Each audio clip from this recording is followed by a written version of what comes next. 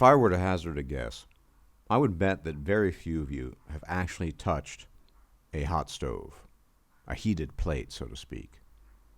Whether you were young, growing up, older, you just never touched a hot stove. Never burnt yourself, never injured yourself. And yet, most of you know, for example, that if you were to do that, you'd probably hurt yourself pretty badly. It's a given. And how do you know that?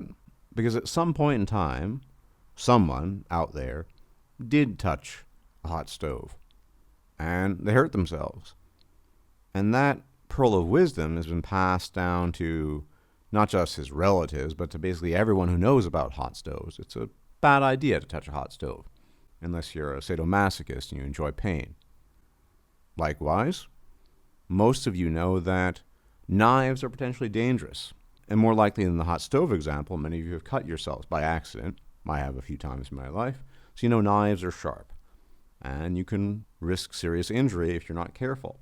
Or, for example, that somebody waving a knife at you presents a certain risk. These are things you either have learned indirectly or directly, whether it's cutting yourself or knowing that you've seen other people get stabbed. As a consequence, you recognize it's not very safe. And human beings are really good at recognizing these individual short-term cases. You know, A leading to B. Touch a hot stove, burn yourself, hurt yourself, get stabbed, bad result, right? We're really good at picking up at what happened to ourselves as individuals, and we're pretty good at picking up on what happened to other people as well, even if it's never happened to us directly, which is really useful. It's how knowledge is passed down, learning lessons, that sort of thing. But one thing that human beings are pretty terrible at is the long-term stuff. We're not very good at thinking of, well, if I do this now, 20 years from now, there might be some negative consequence. And this point can be illustrated by numerous examples. Look at chain smokers, look at delinquent behavior, sometimes called juvenile delinquency, look at bad drug habits that evolve when you're very young, etc., etc. Sometimes some people have a sense that if you engage in a particular activity, it might be pernicious, it might be harmful to your future, but many people disregard that. We are, after all, creatures of the moment. We live in the moment.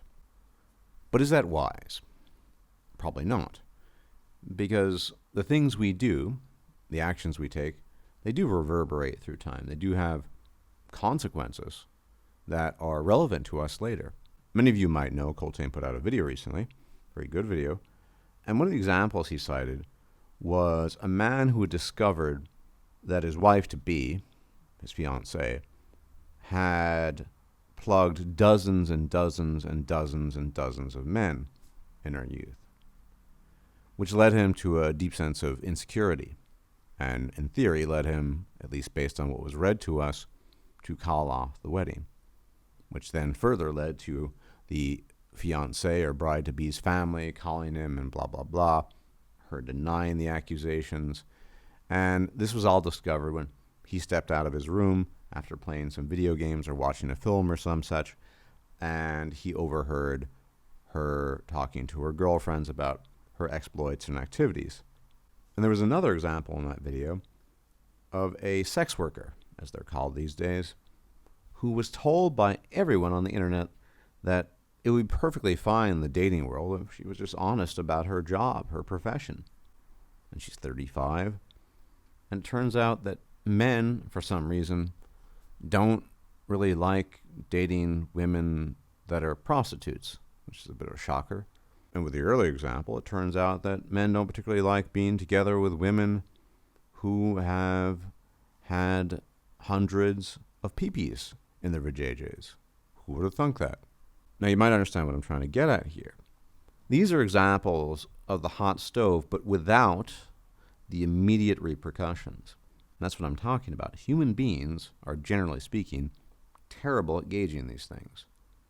So I can assure you that this woman who was going to get married, when she was 20, 21, 22, 23, and plowing through all these guys and having her vagina stretch every way from Sunday, she wasn't thinking about anything other than the pleasure she was receiving, probably. Never thought once to rein it in because it might be consequential down the line when she wanted something quote-unquote serious or wanted to get married. She wanted to have her fun. Nobody told her otherwise. And this relates to a certain level of intentional deception that human beings engage in and apply to each other simply to get along. It's why, for example, online, all these men and all these people are telling this prostitute that it was perfectly okay that she was a prostitute. Men would still want to date her.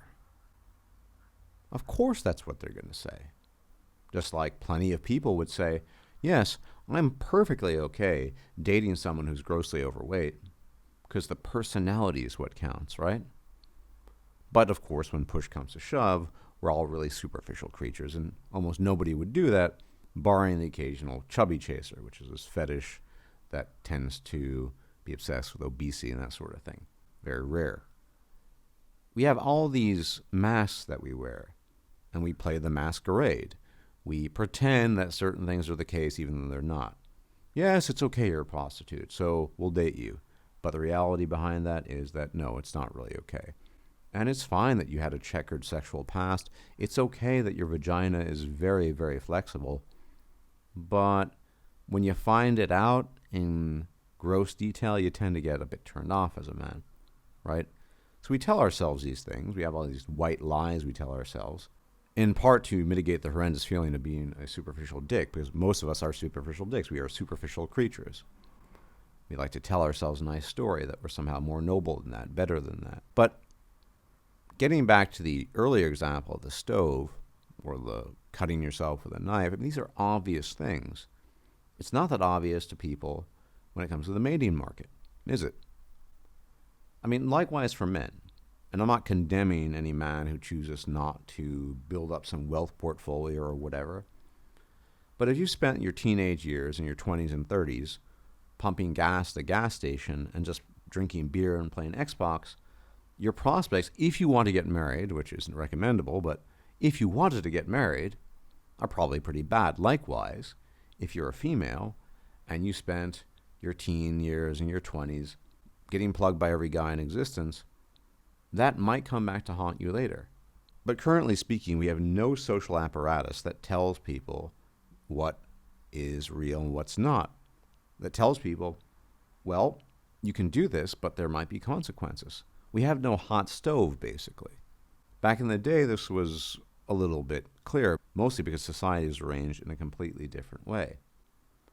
Now, it might come to the point that the only thing you can get, and actually we are at that point, so scratch that, but on another level, are sort of used goods. You're not going to get some unsullied virgin, nor are you going to get any woman that hasn't screwed the entire football team and more. But what I'm saying is that a lot of men are going to settle for that. And Coltane's point here is very salient. You do have the option of going your own way. That's always an option, as many of you do in my audience. But I think it would be really helpful, just once, to drop the mask of civility, if you will, the masquerade, and just come clean and be honest about what our preferences are and what we like as human beings. No, if you're morbidly obese, very, very, very, very few people are going to be into you. Likewise, if you're a man with no money, very, very few women are going to be into you. And they're certainly not going to want to marry you. And if you're a woman who has had a lot of exercise moving her legs in certain directions, usually apart, well, that also might not be the best idea if you are looking at long-term prospects. But we've reached a point where we can't have that conversation anymore. Not just as it applies to women, but anything. We can't really just talk about reality and how we human beings, we human apes, act and react to certain things, because that would be too damaging to people's egos. Rather than that, they like to find out a lot later when things are too late. So I think ultimately we do need to level with people. On the macro scale, that's probably not going to happen. But with the people that we do know, we can be honest. We don't have to live in this false reality and make things up and pretend that things are not attractive, are attractive, that it's okay if you're a prostitute and you can still date without problems. These are simply not true, generally speaking. Well, of course, there'll be exceptions. And the internet has amplified this living in the moment. everything is impulsive. Everything is stuck in the moment with no heed or attention paid to the future. And this applies to all human beings, men, women, you name it. It's very unfortunate because time, the great thief, catches up with everyone. And a lot of people that are engaging in certain activities, whatever the nature of those activities, are going to rue some of that. And no one was there to tell them at the time that it's probably not a good idea. Because we do live in a society where everything goes. And that by itself, I think, is okay. But we also need to add something to that and inform people that although anything goes, there are consequences to people's actions. Those consequences can follow you for quite some time. Anyway, gentlemen, thank you for tuning in. Enjoy your weekend. Hit the like button if you've not yet done so. Subscribe if you've not yet done so. Share the video. Hit the bell icon to be informed of forthcoming videos. And as always, may the gods watch over you. I'm still alive. I'll check you out later. Bye-bye. If you liked this video, please like, share, and subscribe. And if you enjoy my content, please consider making a donation or becoming a patron. Thanks for watching.